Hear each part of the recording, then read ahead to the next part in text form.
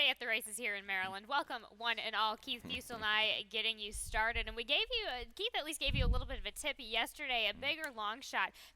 $37.20 winner at 17 to 1. Race 3. Fun notion for Yeah. Alex White, Charlie Marquez. Yeah, bred by the Ridgely boys, right? Randy Yes. and Gary Ridgely, our buddies, they pop in the press box every now and then and pay a visit along with our man Wyatt. But, yeah, we talked about that horse yesterday. He ran sneaky good at Pimlico in debut over previous weekend. You know, got off bad, swung wide, finished up.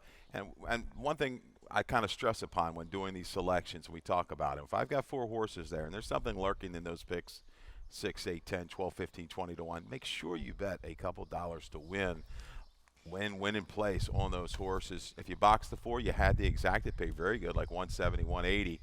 And that's kind of what we try to do here. I'm not all about winner, winner, winner, winner. I want to be those 4. If we're working it out around those 4, and we're making money, that's all that matters to me. So hopefully you guys were on board yesterday. The early pick 5 was havable, 6K. Everyone was there for you. So hopefully you guys made out. And we'll see. We have a couple of races that kind of set up a little bit that way today, and we will get into that. For now, let's take a look at the track and see the layout of the land of what's going on here today. Keith, temperature spiked up a little bit from yesterday. Yes, it's 77 degrees, but it's beautiful out here today. If you can come out, please join us. Belmont Day, Belmont Saturday. That's later after our races, right around after 7 o'clock post. 7. Yep. Yeah, right around there. We'll see National Treasure. See if you can kind of follow up that Preakness win, gutsy Preakness win up towards the front end up there in the Belmont. We'll talk about that one a little bit later. But, yeah, beautiful day. Come out, see the pizza lady, grab yourself a bucket of beer and enjoy. And let's get things kicked off here in that nice day that we have going on in the early pick 5, which starts in this claiming 40, which have never won 2, going 5.5 on the turf for the 3-year-olds and up, scratching the number 9, more than ready. Eddie, Keith, you and I have a little bit of a price now, 2 to 1 right now on the number 4, Jackson Road for Kathleen DeMasi. Let's go and take a look at Jackson Road. Horacio Caramanos takes the call today. Yeah, this is going back to debut as a 2-year-old, September the 17th, 2022. A little bit of, broke a little slow, then an early shuffle. And he looked, a touch green, I thought, overall in this race. Callie, I don't know if you had a chance to kind of get back and watch us going into the turn, a little bit of issues there. And then he's kind of snaking all over the place through the stretch. What I like is he finished up willingly. That was without Lasix, without blinkers. We're getting both of those today back to the turf. Tall Order was 5th in there. You see that one, number 5, that particular day. We're going right on by. He galloped here yesterday, right, in the nightcap with a buyer, close to 70. I think turning back in distance, getting back to the turf, a little drop in class, hence the stat, 3 years. Past 3 years, 14 for 60, 21% is Kathleen DeMasi, first time for the tag, a positive ROI. And we know how well she does year in and year out with the turf sprinters. There's going to be a little bit of flow in here. Landon Jack is very, very fast from the inside. I think he'll set sail. Cosmicality, will he have enough to stay close off the route? I'm not so sure if sprinting is really his game. So we're going to have a target in the deuce. Let's see if we can get ramped up by the time they hit the top of the stretch. Cosmicality's biggest issue is that when other horses come to him, that's it for him, whether I think it's going long or short. So they might as well take a stab at it. So with talking about that, Ignited from Mike Trombetta, Victor Carrasco gets the call. Good run at Presque Isle Downs in that 2023 debut. Pretty steady, Eddie. Kind of, to me, seems a bit of the pace of the race here today. Victor Carrasco having a win on a horse on the lead going long on the turf yesterday. It sets up well for it here today. Yeah, off a little break. You see that second off 180 day or more break. That's huge for Trombetta. 29% ROI, over $4.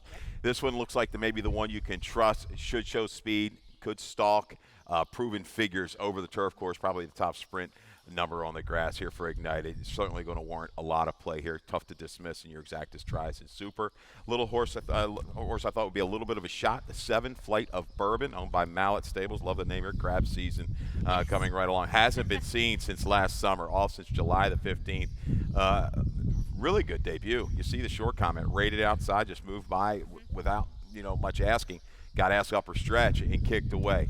There is some turf there on the bottom side. Desert Flight, 2 for 9, 4 for 9 on the turf was that mare, and a couple turf-winning sibs. Plenty of time, regroup, blinkers, and Lasix for the return. Could be a user here. There's a lot of ways to go. If you kind of think Ignited is a little bit, you can't completely trust. Right. There's a lot of ways to go in the opener. I think our price on the 4 is going to jump up a little bit.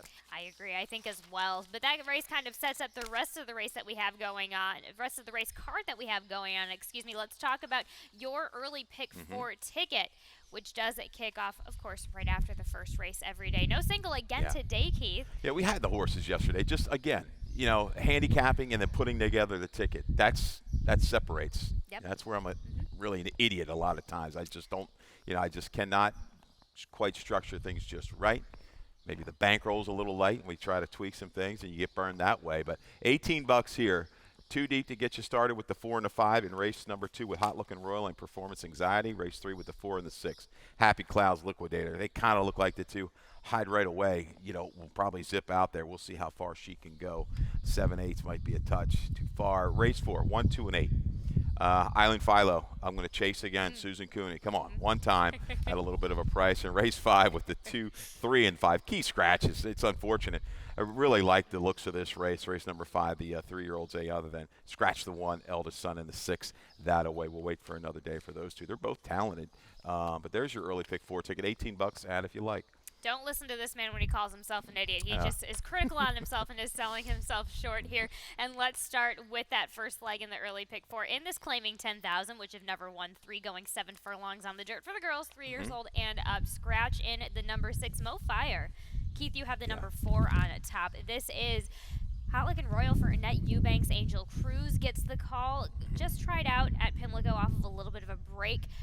Clearly needed the race. Laurel races are good. Yep. Other than that, not so good. Was a vet void going back last year. Return to Pimlico, not good whatsoever. But the 7/8 I think is going to work. I think you'll see a horse that's into the race a little sooner. I like the fact just buried by 20 lengths. Cruz is willing to give this girl another shot. Looking at the flow, maybe holding court, Illusion of Hope go, but they're not really that fast, are they, Callie? So I think Performance Anxiety, you look at the way she really kind of ran off and hid. Yep. Off the number you're expecting a raise, she jumps a conditioner to the 3 in life, right? Right. But that number was strong. Yes, it was. Let's go ahead and take a look at that number that we saw back at Pimlico on the 28th of May that Keith was referring to a little bit earlier, just from that quarter pole onwards. Nice and deep on the rail here. Yeah, great ride by Grant. Was 4 wide early, but, he had her in hand, was rating along perfectly, found the opportunity to dive down inside and got it around the 3/8 pole and just rode that rail off the duel. You see that kicking away, just some steady pressure to the wire, ridden out. The short comment there for the Equibase guys. But,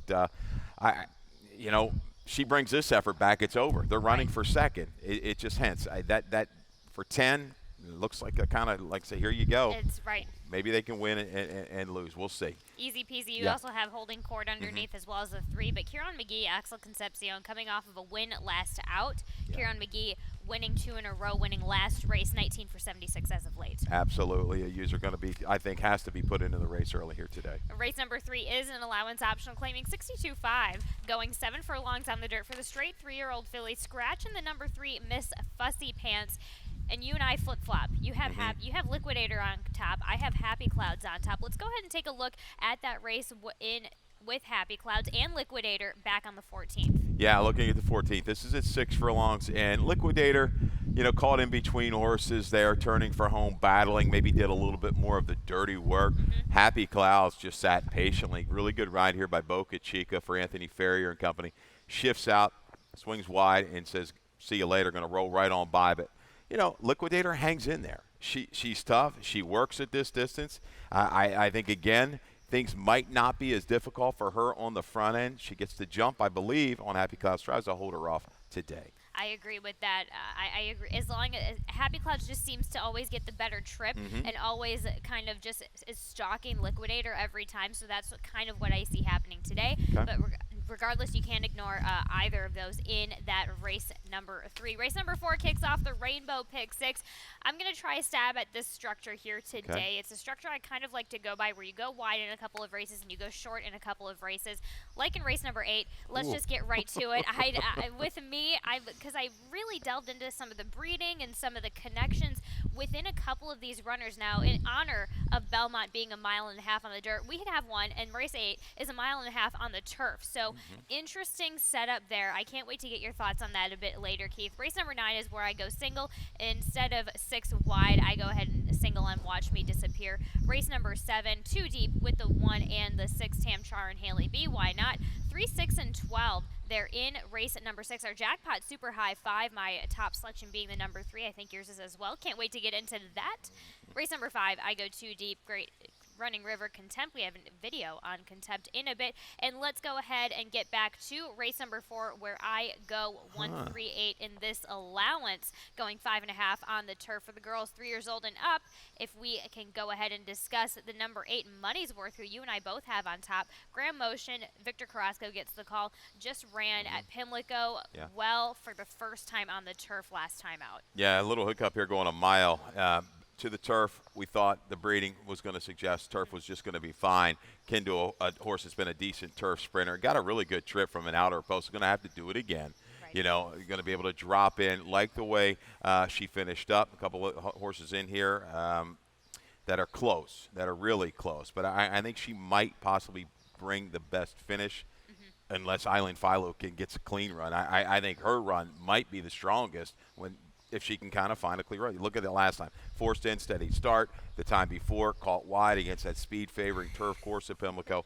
Coming back to Laurel, where she's performed well. There's your price user. And the one Hitch Your Ride. Callie, your thoughts on this one for Gary Capuano? I mean, we know how good he is off the break. I'm riding that bandwagon, and you can drill me all you want, but we have some good works leading up into this. The only thing that kind of just raises my eyebrows a little bit, cause for concern, is that rail post, but he's done it earlier with horses on an inside draw.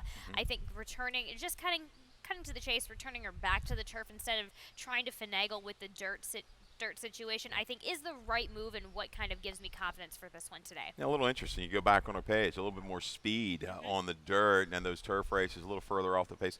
Looked like things just kind of maybe dulled a little bit that last dirt try, but freshened up, ready to rock and roll. He's over 30% with this kind of move. In Vain is going to be a quick part of that flow.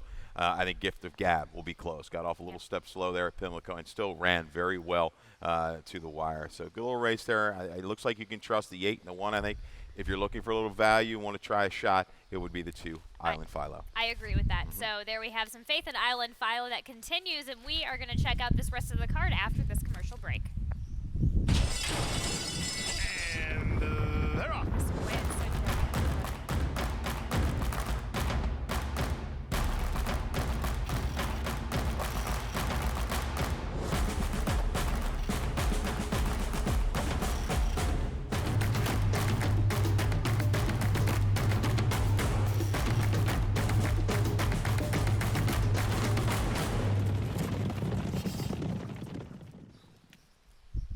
Come right back around with this race at number 5 allowance, optional claiming 62.5, 7 furlongs on the dirt for the straight 3-year-olds. This time scratch in the 1, eldest son, scratch in the number 6, that away. Keith, you have the number, I didn't get your change up on your picks. You have the 2 on top, Contempt for Graham Motion. Georgie Rui gets the call. Let's go ahead and take a look at that effort from Black Eyed Susan Day. Did not get away the best. No, he did not. Hopped to start, and you know, against that group. Wasn't really even tied on. Maybe this looked like his head was maybe slightly turned a little bit. Checking things out. Yeah, checking things out. A little bit lost right there. And against that group, it was a solid group. Fort Warren, Johnny Z from Albany gets in a little trouble as well. Going into the turn, you're going to see that horse outside kind of drift in a little bit. Horse on the inside come out just a touch in, a little steady. Horse was not comfortable there. Velasquez, Johnny V tried to do what he could do. He just didn't want to take to it. Right. And he just kind of gets down to the inside part of the racetrack. I know the winner ends up moving inside out, but still, I would have liked a little bit more outside 2-3 wide, because that inside wasn't quite the best. I have it slightly negative. But coming back, third start, this horse had the ability to win first time out. We know the motion runners usually sometimes take a little bit. They're really good second. Exactly. I think if you can project a little bit more improvement, take away that trouble, he can be right there. He showed a little speed to get up to that group. He's going to have to here. I think the 7/8 is going to work, but some key scratches in the 1 and the 6. So looking at the flow, I would say, Cal, Leonidas probably goes Running River right there with him. And Running River just really, after the debut, with that late run, has been protected, has moved up quite well. A good win at Monmouth.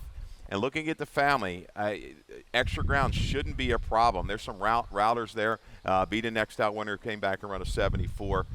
the 5, your top pick. It's a horse we like, that little steam on it first time out. Man, was well meant for getting bet like that for a Tim Keefe firster down to 4-1. Professional win. I mean, the only thing I fear is when I looked at that family, 5.5 to 6. That looks like the limitations.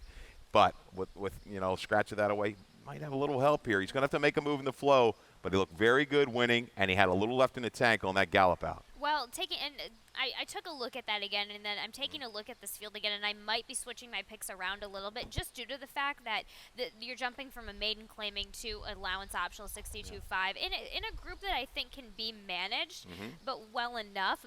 But I just want to see it a little bit. And again, I read that breeding a little bit, and it made me. I sent my picks, and then I read in that breeding a little bit, and I'm like, so I kind of waited on that. But regardless, if this one brings exactly what it brought last time, then there's no problem. Yeah, I got no problem sticking with it. I mean, that was the only negative. But going back, the kind of video suggested, it looked like he could handle it. It was going quite well, and the 5.5 was a little tricky. But man, he looked good. And I looked at a couple other stats and figure makers and things. It came up strong, so it certainly works.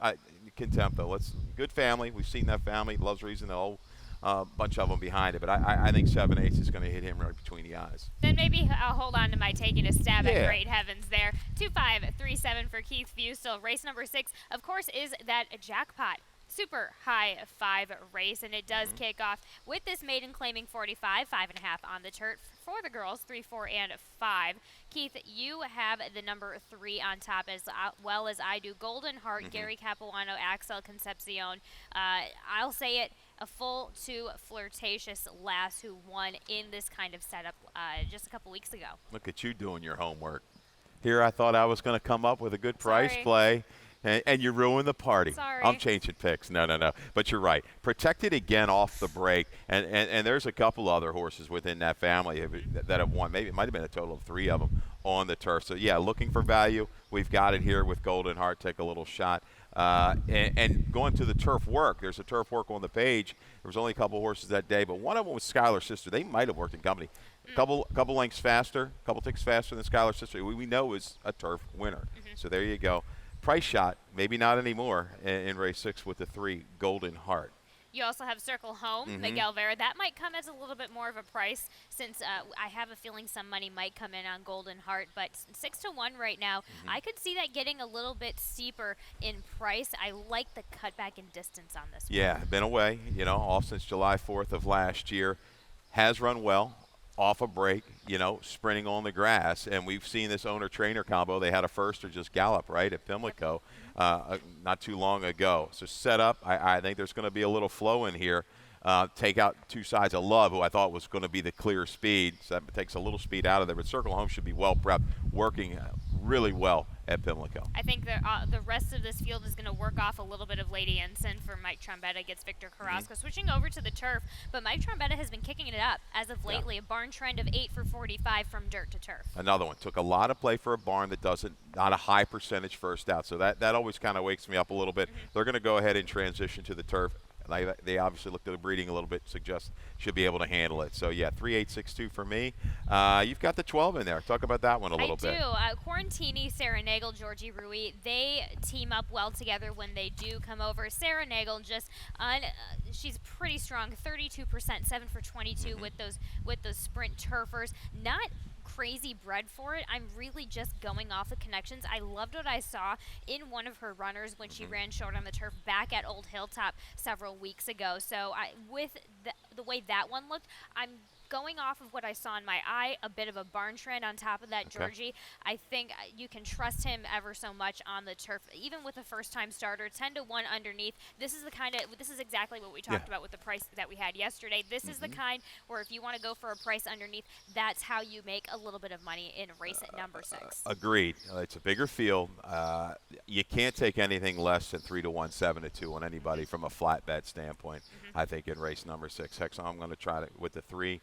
Go Circle Home might come down a little bit. I know Dave Robin likes the 8 a little bit. So if you're a fan of Dave's picks and he does a really good job, Circle Home looks live here today. There we go. We got the Dave Rodman, Voice of Maryland, back up there for race number 6. Race number 7 is a restricted allowance for the girls going on the dirt for 3 years old and up. Keith, you have the number 4, Utterly Enchanting. Let's take a look at Utterly Enchanting back a couple weeks ago early in Pimlico.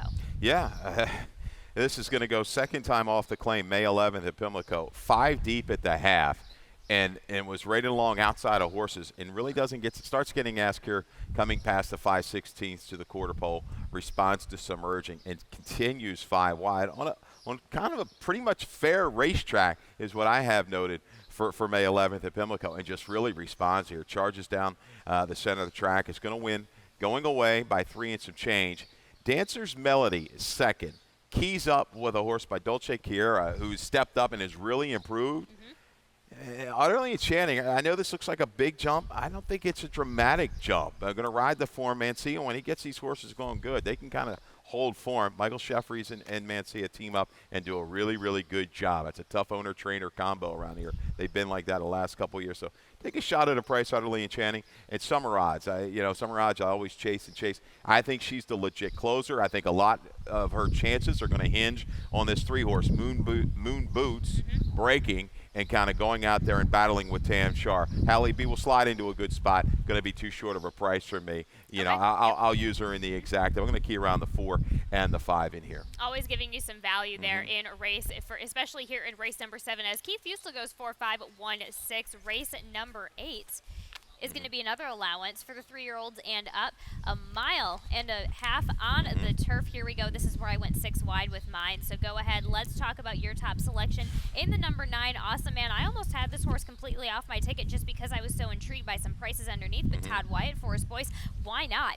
1.125 miles over at Pimlico. We just extend that by 1/4 mile. And this one was coming off the pace. Yeah, this race is a real scramble. When I printed up the PPs and I looked, and Eleanor gave me a heads up. We got 1.5 miles other than, and you got horses going from jumps, from here, from there, off time, 2 1/8, 3 miles. You know what? Awesome Man in the turf debut ran well. Got that patented Forest Boyce ride, drafted back off the pace, saved ground every step of the way. Came out in the stretch and finished up quite well. Thought it was a legitimate group. Couple horses in there have some good back numbers. Evan Harlan being one of them. Recent form is good enough for me. She can nurse a horse along. Obviously, Todd Wyatt, who's no stranger to running horses a route of ground, an extended route of ground, gives me a little extra faith as well. So Todd Wyatt, the last 5 years, I know it's a small sample, but he's 2 for 9 with horses going 1.5 miles. Second dam, good. Stakes place going 1.25 miles. There we have it. Yep. Reasons why Awesome Man is awesome on top for Keith Fusel. He also goes number 3, my other flip exacta pick, High Def for Catherine Nielsen, Georgie Rui. My key race was going back off of those Churchill Down, that Keeneland effort. Yeah. What was your take? What was your big defining for High Def? Looked okay last time out over the hurdles, going long. Distance shouldn't be an issue. Looking at the company, you're right. Might have run against a little bit better down at Keeneland. Even race. You're going to have to just run even paced around here. Just stay. And the numbers at that distance gives this horse a little fighting chance here. So High Def, I'm definitely going to use Love Ruiz riding on the turf. I go 9, 3, 6, 5. Lord Flintshire, kind of similar for Kerry Brion. Get these horses prepped to handle the route. Kind of form like High Def, kind of that chase, stay around kind of type, and is run against the right kind. And race at number 9 is our nightcap of the day. In this maiden claiming 12-5, going 5.5 on the turf for the 3, 4, and 5-year-old girls. Keith, you and I look at Watch Me Disappear. And let's go ahead and do just that. Look at Watch Me Disappear from that last effort out over at Pimlico. That was a big improve off the break. From July 8th, a big drop from 30 down to 12.5. I Have Courage just ran off the screen that day for the Frocks and came back to run okay after some trouble. So number 31 off the return, not great. This one kind of just leaps off the page. Is there going to be a bounce factor? A horse that, you have to be concerned about with the drop. Stays on this left lead as well. So we'll be able to kind of stalk some questionable speed. Real short price. So if it's get out time, you may want to definitely look somewhere else. The value might lay with Waverly, who seems to be improving off of a low-level maiden try at Charlestown. But the recent work now off of that is good. It's promising, and I think Waverly can make a run to it along with Mary Epler's horse. Good story. I agree as well. As Keith Fusel goes 9, 5, 8 for our Belmont Day over here in Maryland. Let's head on over and kind of delve a little bit more to that in lightning round. Keith, you had your best bet scratch. Yeah. So we get a value play, race number 6. Number 3, Golden Heart for Yeah, Gary Capilano. and it's your value play as well. You talked about the breeding of Full to Flirtatious last week. We saw run a big race over at Pimlico off the break. This one protected again.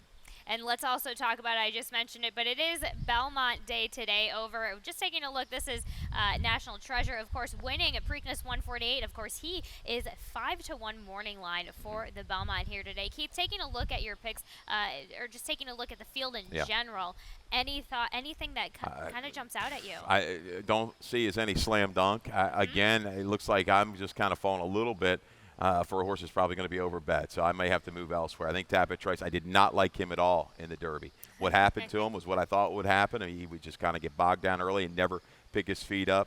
I want to see him within range after 3/4 of a mile and just kind of dog them from there. Other than that, some good stories. Jenna Antonucci with Arcangelo could be tough. Really cycling into great form, supposedly working very well. So I don't have a strong feel, though, for this race, to be honest with you. I think it's going to be a good finish. So many horses have a case for them of going into this Belmont, but we'll see what happens over there up in New York. But we are going to, until then, we're going to keep you entertained up here in Maryland. We are going to go to Dave Rodman for some more changes and scratches. All right, good luck, everybody.